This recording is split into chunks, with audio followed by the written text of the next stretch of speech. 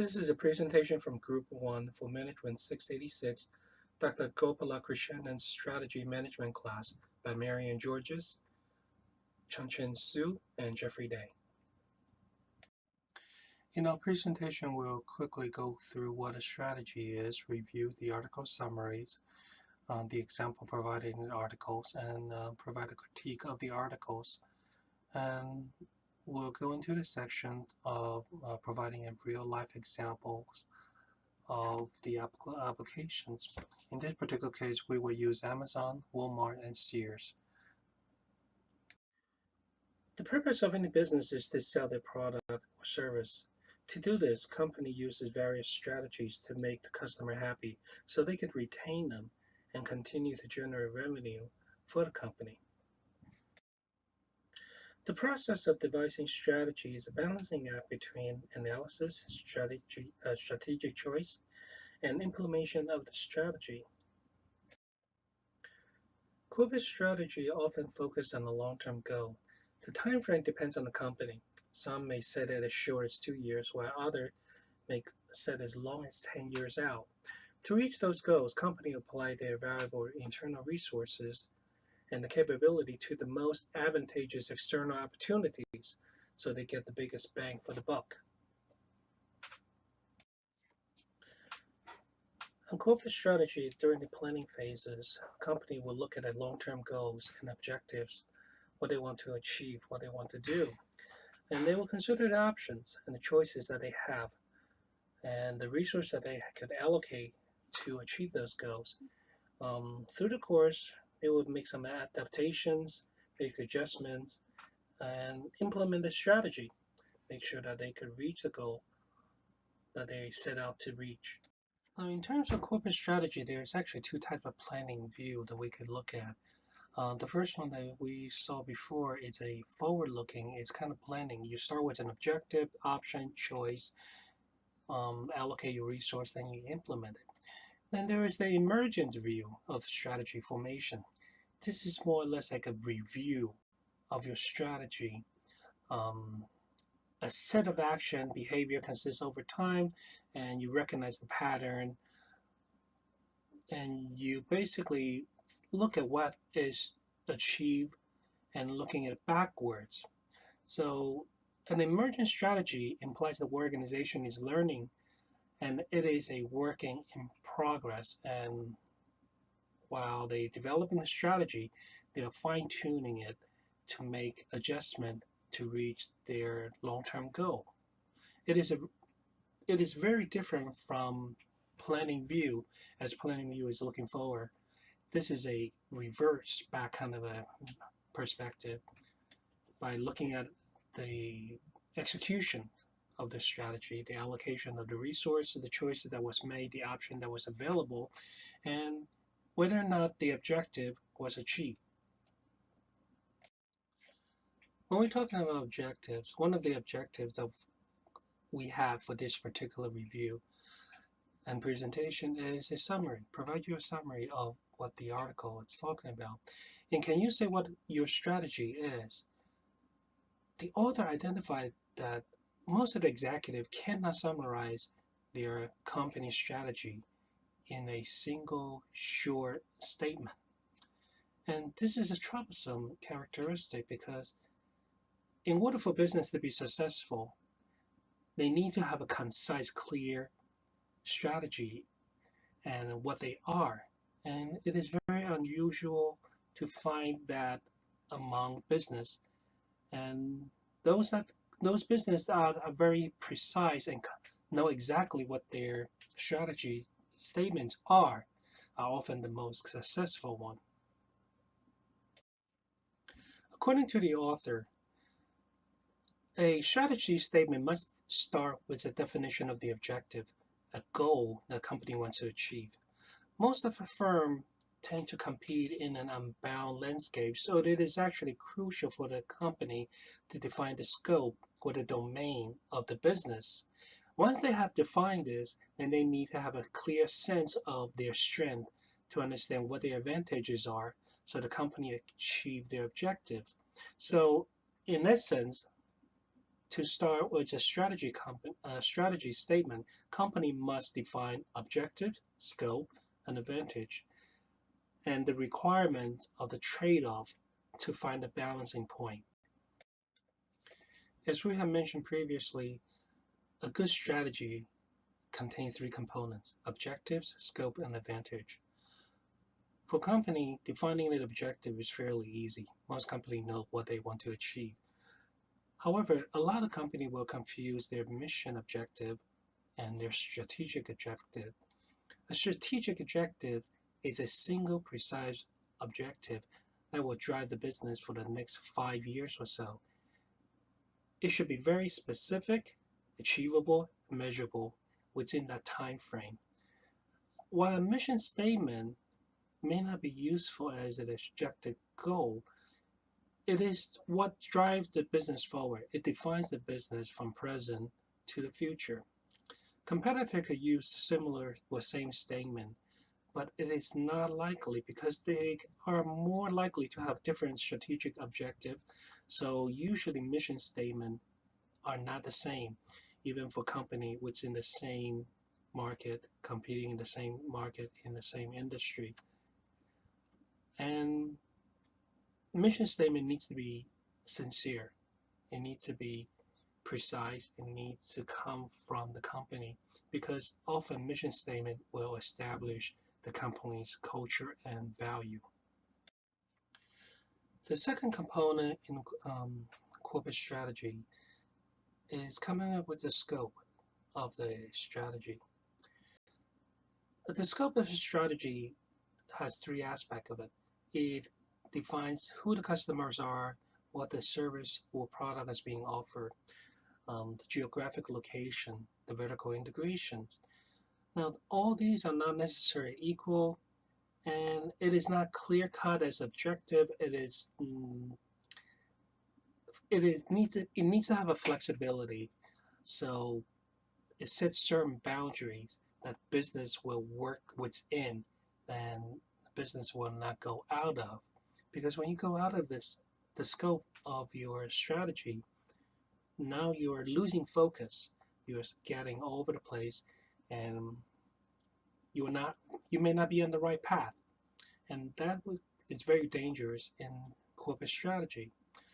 Now, the third component of it, strategy, is defining the advantage. This is about finding the strength of the company, what they're good at, what makes the company different from the competitors, what your advantages are.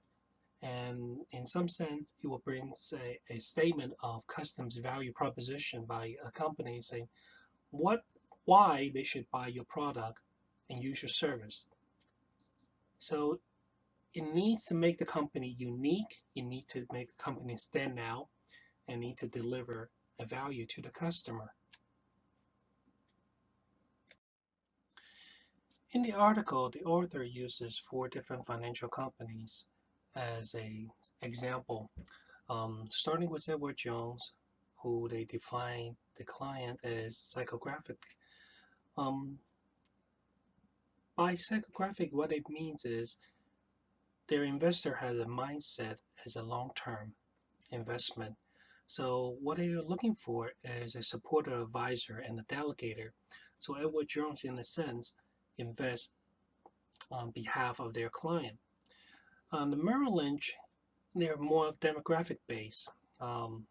Their demographic is based on clients with liquid asset of more than $250,000 with high net worth, and with the objective of accumulating as high profit or returns as they could before retirement.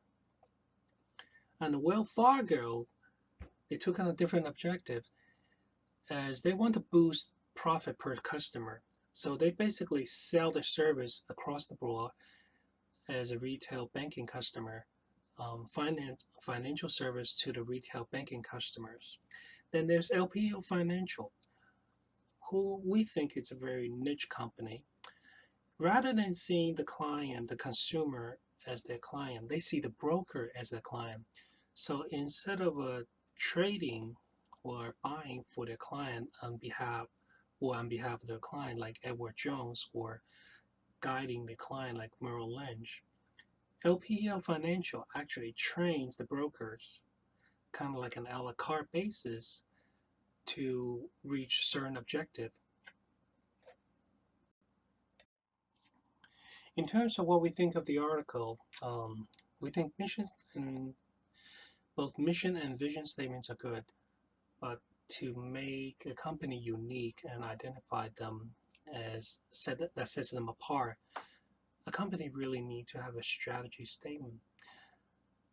Strategy statement and strategy, it not necessarily has to be a long, cumbersome documentations that the executive follows. In some sense, it needs to be very short, very concise, very clear. In some sense, a strategy statement, less is more. Um, the shorter you could get it to express that this is what we were going to do from point A to point B, the better it is. In the previous slides, we had said that a strategy statement needs to be very concise. Less is more. In a way, that is to make this statement understood by everyone. A well understood statement strategy can align behavior. What we meant by that is when we understand the strategy is, we stay on the path, we don't deviate from it. So we kind of create a guideline for the behavior of where the path is, how to stay on the path, how to get it on from point A to point B. And this is what sets the behavior for the company and start to set priority and decision for strategy executions. And it's very beneficial for a company, regardless what size it is, because when you have a concise direction, you know your path, you can see where you're heading. You can make decisions how to get there and not deviate from your objective and reach your goal. So to sum up and review the three components of a good strategy statement according to the author: objective, scope, advantage. Objective is a specific end, the outcome that the company desires from the strategy within the time frame that they want to achieve. The scope is the landscape, the segment where the company will compete, and in terms that defines what kind of customer they need to attract, what kind of clientele they need to cater to. Then there's the advantage, what your company's strength is, what you do better than the others, what makes you stand out so you could compete better and be unique. You can provide a value to your customer and reach your objective. Now, in this section of the presentation, what we're going to do is we're going to look at three different companies with three very different mission statements, three different strategies, and how they perform. First one, obviously, we want to use is Amazon. They're the biggest, the most visible among online retailer today. And for 18 years, they have a very, very clear mission statement. You hear this from Jeff Bezos from various articles and reviews that Amazon's mission statement is our vision is to be Earth's most customer-centric company, to build a place where people can come out and discover anything they might want to buy online. In a single short phrase, Bezos has basically defined what Amazon is, who they want to be, and basically the arena they are going to be playing in. From the previous slides, we have said that Amazon has very clear goal that they want to be an online retailers. They want to be an e-commerce giant. And they want to be the place that you could buy anything and get delivered to your house. So their demographic segmentations for the users and customer is the online users. Now, they also have a psychographic segmentations. Basically, what that means is they know what their customer bought. They know what their customer buys. so they know the pattern of their behaviors, not people saying that they might be interested in. So in another sense, they also customize their web page experience so each customer sees what they have purchased by or a pattern based on what they have purchased before. So let's say if you have purchased a product, they will guess that maybe this is a related product that you might want to purchase and make the suggestion based on your actual purchase. And they have analysis that go through this. So my experience on Amazon versus your experience on Amazon is going to be very different because my purchase pattern and your buying patterns are very different. And Amazon realized this and customized it to each single customer so they could retain those customers, know their preferences, so they keep on coming back and becomes a repetitive, repeated customer. In the article, we have talked about using advantage as part of your strategy. One of the biggest advantages of Amazon is their their distribution strategy. They could deliver quickly the product that they sell from 55 fulfillment centers and using existing vendor warehouses that partner with them to sell the consumer packaged goods. Um, by being the e-commerce giant, there are very few businesses that could compete with Amazon. Today, basically, we're looking at perhaps Apple, Walmart, that is considered main competitor for Amazon. In Apple, where they're actually competing in the electronic front, where they are competing on books, movie, magazines, and audiobook delivery through electronic formats. Where they're gonna head to next, it is up to Amazon, and that's part of their strategic planning. One big advantage Amazon has over their competitor is their information and data analysis. Amazon has an internal web lab that basically is their laboratory, their experimental platform. They use it to evaluate how the websites is performing, how the products is performing. It is a product consumer analysis program and environment actually that to figure out what is effective for their investment. Can they do this quickly and what are the returns?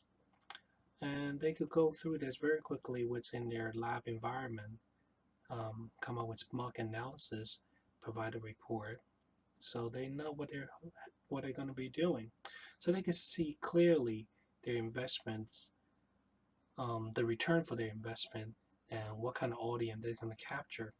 So Amazon, in terms of strategic development and strategic implementation, has become a very data-driven company that is based on analysis of the data that comes out. So their strategies are based on the data information, and they can plan accordingly and not wasting resources like a lot of companies may have in a trial error kind of scenario. In terms of corporate strategy, Amazon is very well known for investing their revenue back into the business. Jeff Bezos has been criticized by Wall Street for many years that he's running Amazon like it's not making any profit. It's not that they don't make any profit, they make a lot of profit, but they also invest a lot of money back into the business. And from Jeff, a lot of interview that comes out of Jeff Bezos is he just simply doesn't care what the investors think of his method. He chooses to reinvest very heavily back into Amazon using the revenue to help it expand and grow.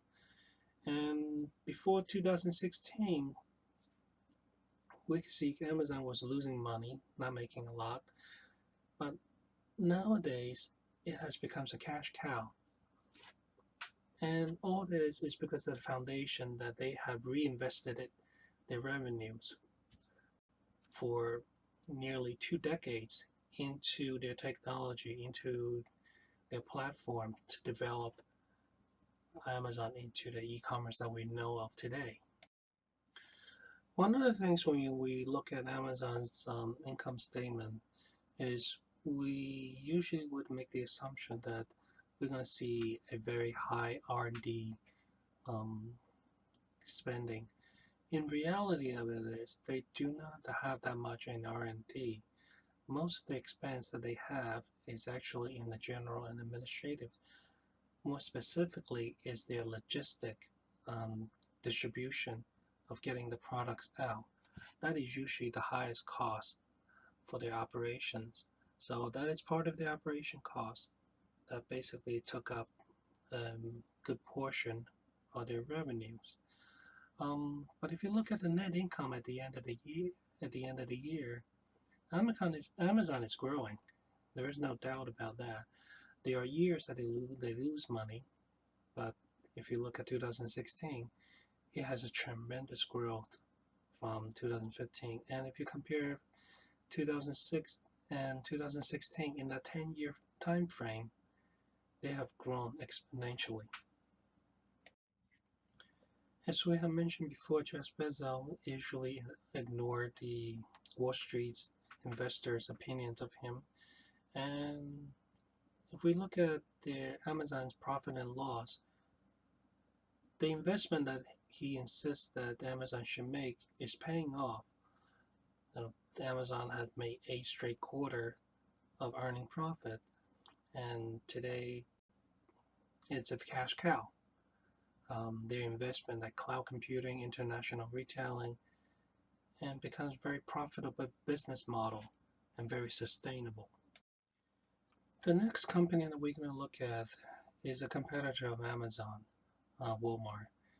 They have a very different strategy compared to Amazon because they are basically a brick and mortar shop, one of the largest retailer that have physical presence compared to Amazon, which is mostly online. Their mission statements basically says save people money so they can live better, and in a sense that echoes their slogan, save money, live better. So it's kind of embedded into what they want to do, what they do as a retailer. Part of the business strategy is their investment in customer service. For a long time, Walmart has been criticized for their treatment of employees, their customer service. So they are trying to amend that particular image and amend that particular issue by increasing minimum wages, increasing trainings, and give worker fixed schedules rather than use a lot of part-time workers and not offer them any benefits. So these are the kind of business strategy Walmarts are changing, in a sense reacting to the criticism that the society had placed on Walmart. If you recall earlier, we have talked about company strategy needs to use advantage. One of the Walmart's advantage over Amazon or any online store is that they have a brick-and-mortar presence. They have a physical store presence that is accessible to the consumers. As a department store, people don't go into the stores often, but as a grocery store, the frequency increases. So one of the strategy Walmart uses is to incorporate grocery department within their stores by providing groceries. So rather than just going to Walmart to pick up like a tool, a TV, or some camping gears, you now could go to Walmart to pick up milk, cheese, and deli goods. And by doing that, it increases the frequency of the customer visits, bringing them into the physical store. When you're in the physical store, you're year-round, you're more likely to shop. And this is one of the ways Walmart improves their customer visit rate. They also have to provide better service, as they understand that customer service is a top priority for a lot of retail companies. So they call it let customers shop in their terms. And they are in a very good position to integrate the physical store and the online business because what it does is it allows you to place the order online, pick up the product in the store. Um, it also improving their technology, which for such as their pharmacies, they start sending out text reminders so you can go to the store and pick up your drugs. And while you're at it, since you were there, you can pick up your grocery, kind of like a one-stop shop. In this particular slide, we're talking about Walmart's locations, well, rather the numbers of Walmart's location. In retail business, size does matter, as size creates dominance. Even though in the U.S. technically we don't allow monopolies, being a very large corporation, have very wide presence, can dominate the market. And this is how Walmart's doing it. They have 11,000 retail units across 28 countries. So in the Western Hemisphere, such as US, Canada, Walmart's very accessible to consumers. And that gives them one very important advantage is people could go in there and pick up their stuff, find their goods. So if you're looking for something, you're most likely to probably go into Walmart unless it's a very specific niche market of very specific product that they may not have. Chances are most things that you need on a daily basis, Walmart will have it. And they're on a reasonable price, so this is the advantage. Reasonable price, decent goods, and very, very large presence. The next few slides that we're going to look at are Walmart's net profit. As a company's objective is they have to make a profit. That is the ultimate goal for any company. And for Walmart, this is a huge, huge thing. And if you look at 2012, they basically made almost $17 billion in net profit. They have declined a little bit, but they're still pretty up there. As of 2015, we're looking at $14.7 billion for a company that sells fairly affordable goods. That is a remarkable feat. Personally, I don't particularly like this type of comparison in this particular slide, but it's necessary for us to examine this. Upon first glance at it, you would think Amazon is not doing well. Amazon is underperforming compared to Walmart. But that is not necessarily true. Remember that we had said before, Amazon reinvests a lot of their revenue into their infrastructures and their companies. So by doing that, having very low net profit is by design for Amazon, and that's their corporate strategy. As in Walmart, this is a more of a traditional company where net profit is important. So you see higher net profit. In this particular case, we're looking at 2015's information, a couple years old, but it is still somewhat valid in terms of what we want to show as a purpose, as a comparison on company strategy. When you compare revenue between Amazon and Walmart, this is much more paints a very different pictures as compared to net profit. In terms of revenue, this particular data set is from 2014, and you can see that Amazon and Walmart are very close in terms of their revenue. So their strategies are working. They're making profits and earning revenues. The next segment of our presentation, we are going to start looking at another company, a competitor of Walmart in some sense, Sears. Sears is an older company that is established way back in 1886. It has a very, very long history. Compared to Walmart, it's founded in 1962.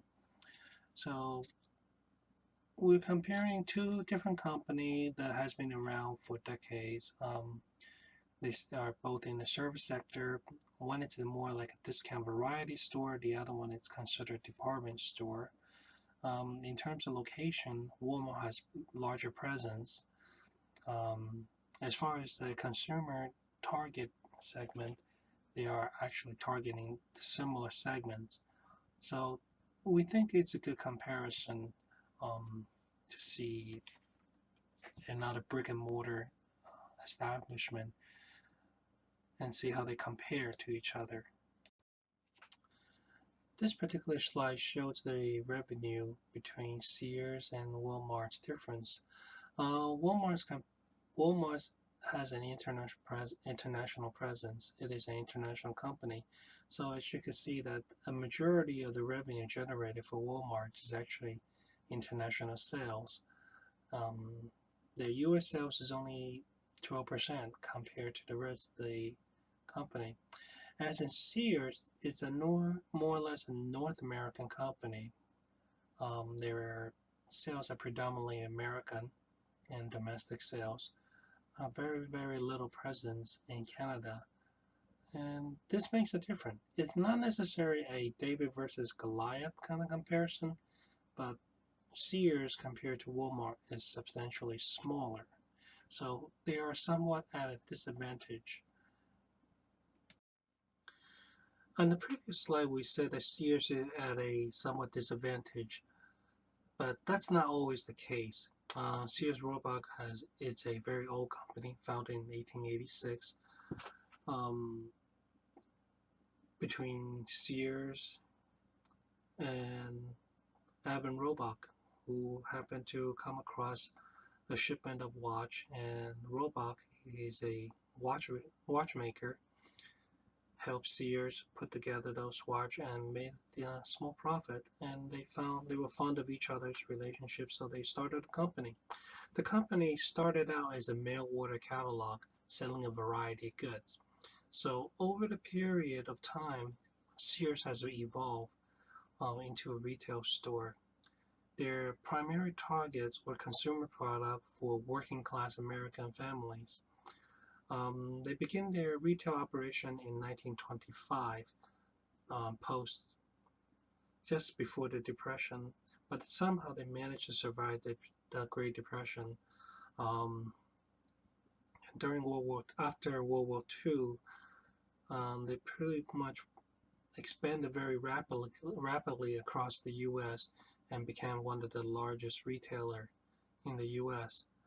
For those that grew up in the 80s and 90s, you probably remember your parents taking you to Sears to look up for clothes, shoes, socks, and things of sorts. So it was one of the biggest retailer in the U.S. until 1989, where Walmart surpassed it, where Walmart becomes the largest retailer in the U.S.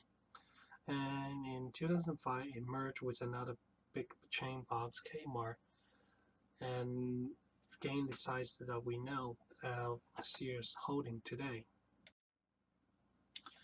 This particular slide is taken directly from Sears, about Sears. If you read it, for Sears, it is not lack of mission statement. Sears always had this mission statement. They hasn't deviated that much. Deliver a wow experience to customer and members, build team engaged associate who embraces changes in technology, achieving operational excellence to drive profitable sales and become world greatest retailers. These has not changed over the years at all. If you compare to their mission statement when they were Sears Roebuck, these are the core mission that they try to do. So what went wrong with Sears? If you go into Sears store today, you don't get the wow experience. You get the whoa experience, more or less, as the ceilings are falling apart, stores are empty. Sales associates are not very enthusiastic.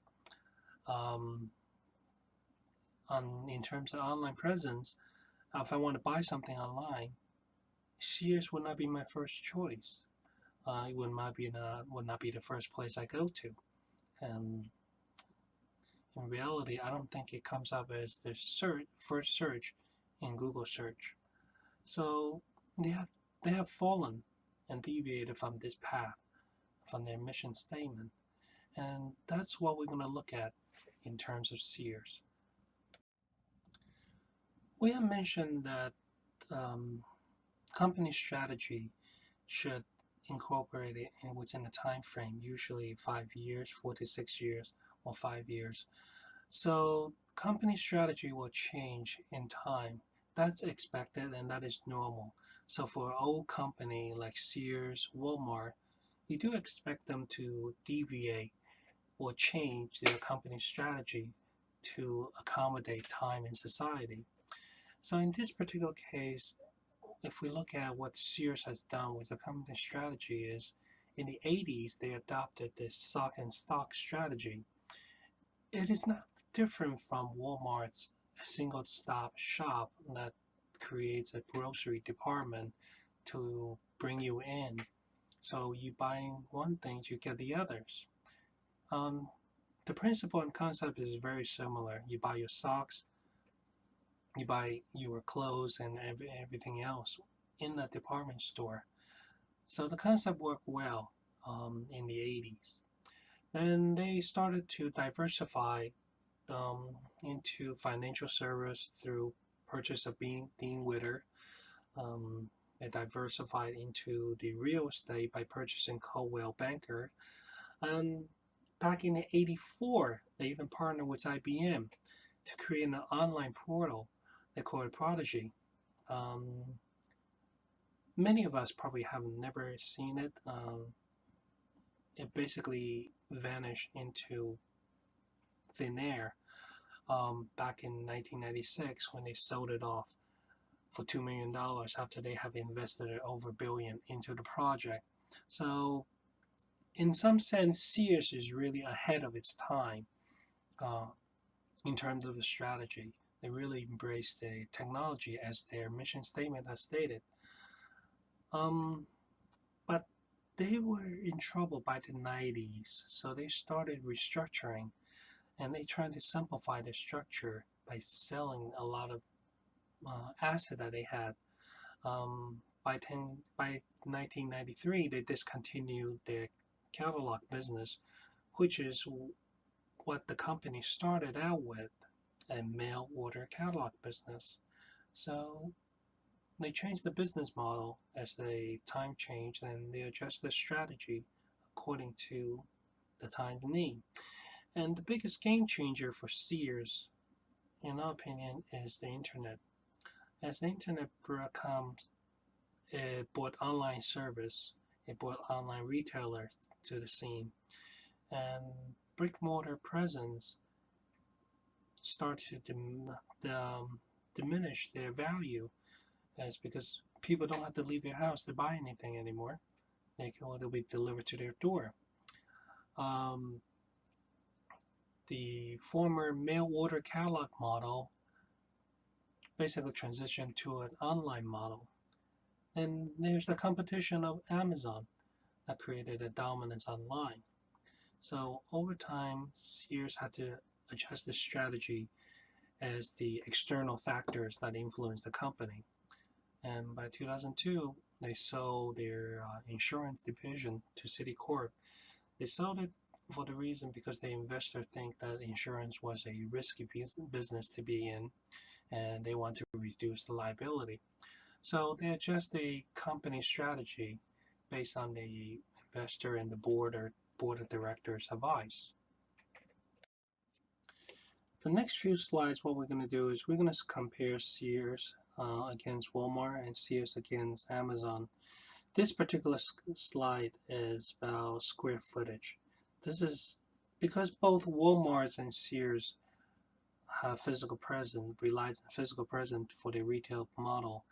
We thought it was important to see the difference between the two companies in terms their strategy has changed to the company's presence. As you can see from 1994 through 2004, Walmart has gone through the growth exponentially. As in Sears, it pretty much staggers. It doesn't really grow that much. It doesn't diminish that much. It's almost flatline. So somehow between the two company, one strategy is working better than the other. Walmart was able to expand. Sears was not able to, and basically staying as status quo. Now, when we compare Sears and Amazon, it is not that Sears didn't embrace technology. Remember, Sears was trying to do a internet portal way back before Amazon even existed. It was ahead of its time. So they do embrace technology. And in 2005, they started their online presence. But by then, I think what happened for Sears, it was too little too late. Um, for Amazon, their strategy obviously worked, reinvesting their revenues um, into their infrastructure. And over the 10 years or 11 years, we've seen Amazon grew. As in Sears, they were in kind of they're in the restructure problem, and basically their online sales basically just starting to demise and shrink, and it will continue to shrink on the current trend, um, with no hope in sight. And that has something to do with their corporate strategy. What went wrong with them? That's what we're going to take a look at next. This particular slide is a brick and mortar comparison of Sears versus the what I call a mom and pop shop and Walmart. Um, if we look at the pricing structure, Sears is somewhere in the middle of the road between mom and pop shops and Walmart. And as far as selection of category, Sears tend to be better than the private store, but compared to Walmart, they're not as good.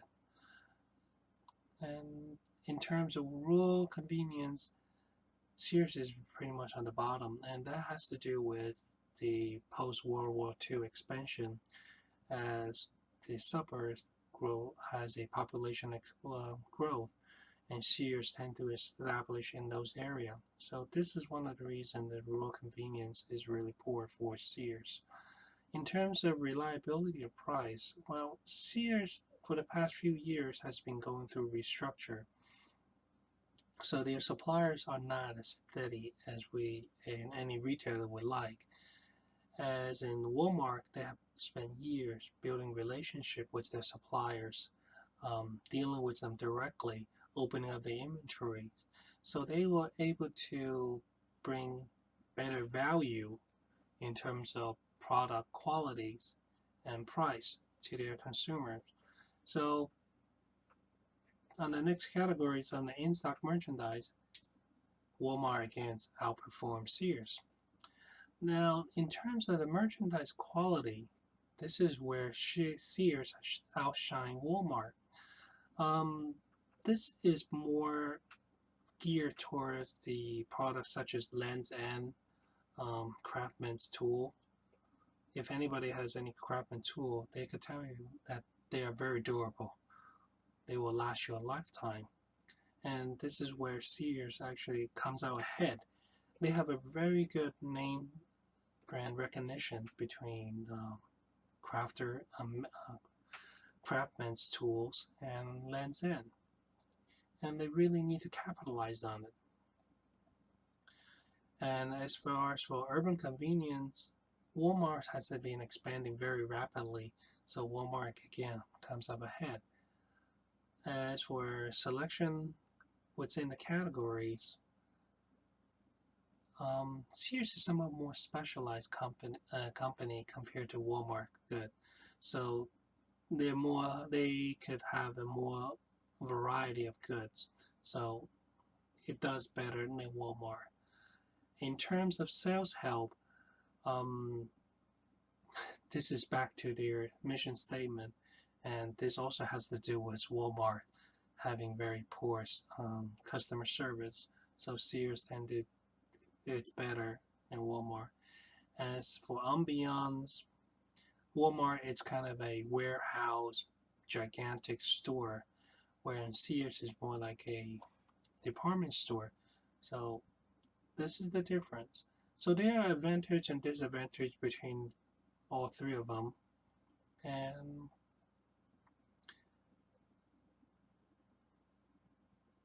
does it make any difference? It does, because it is a shopping experience for the consumer that walk into the store. And in some sense, it is kind of sad what's happening with Sears right now, that they are not able to capitalize on some of their asset and going into bankruptcy. The slide that we're showing here is the stock performance of Sears Holding corporations.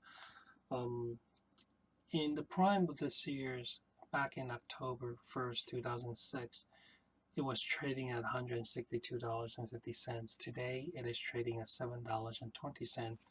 Compared to the competitors, Amazon is currently trading in the neighborhood of about $1,000, and Walmart is trading around $80, $79 range. So from that perspective, we see the company's strategy has changed the performance of the company, and Sears is not doing well between Amazon, Walmart, and it's the worst performer of all of them. And that has to do with the way the strategy and the corporate structure work, and it's just not working for Sears. So their stock performance reflect that. Up till now, we have not really talked about the demise of Sears. We talk about the size. We compare it to Amazon. We compare it to Walmart.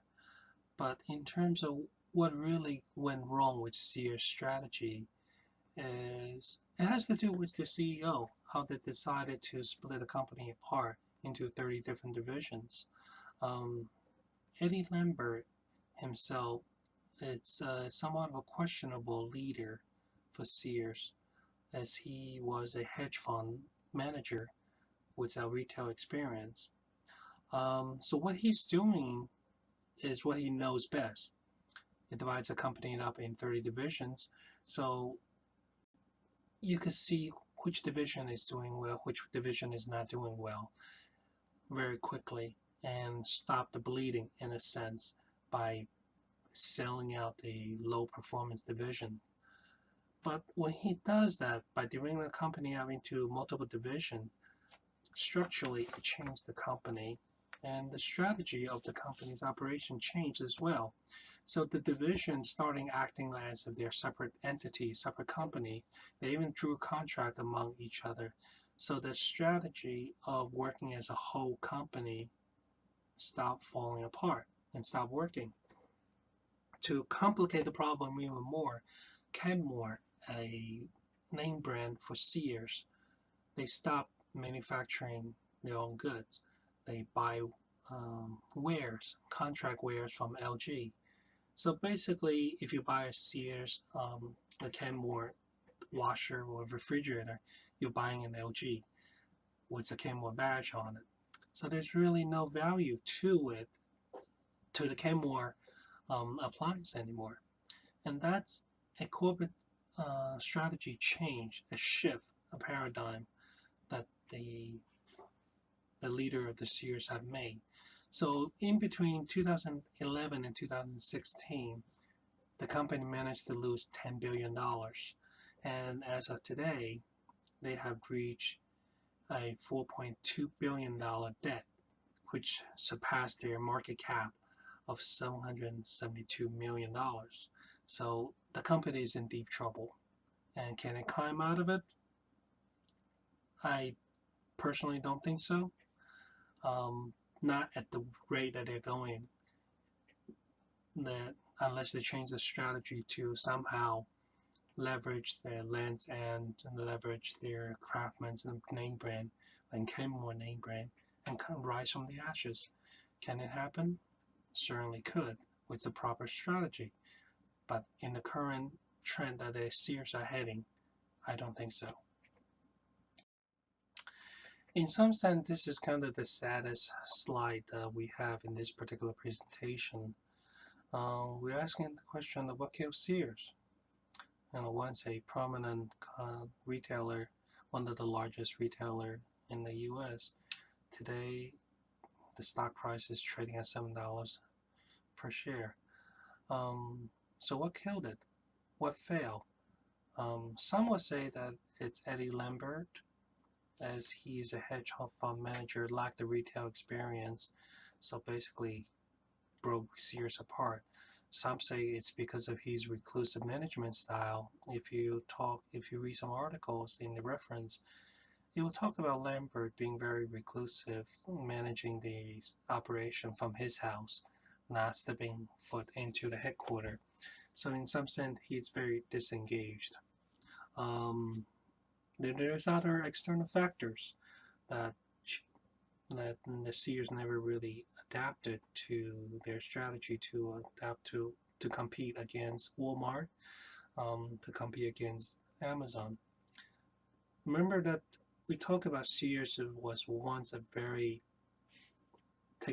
in the cutting edge, but that cutting edge is kind of had bad timing. The technology was not mature enough for it to do it, so they lost billions of dollars on it. In terms of Walmart, they simply didn't keep an eye on who their competitions were and adjust their strategy accordingly to compete against them. And Walmart came ahead, took the crown, become the dominant in the retail market. And this is what strategy is important for any company. You need to keep an eye on what's going on, be aware of what's going on, and adjust and adapt to the environment and your competition, and survive and compete. Because without proper strategy, without adaptations, a company will fail. And Sears is the perfect example of that particular failure. So by now we have looked at 3 different companies, Amazon, Walmart, and Sears, that each have their own strategy in terms of survival and success. So strategy statement, it's a starting point, as the article has pointed out. It's a guideline. It's a guideline that sets a path that defines where you're going, how you get from point A to point B. It is unique to each individual organizations because the organization have different objectives, they have different resources, they have different environment to compete in.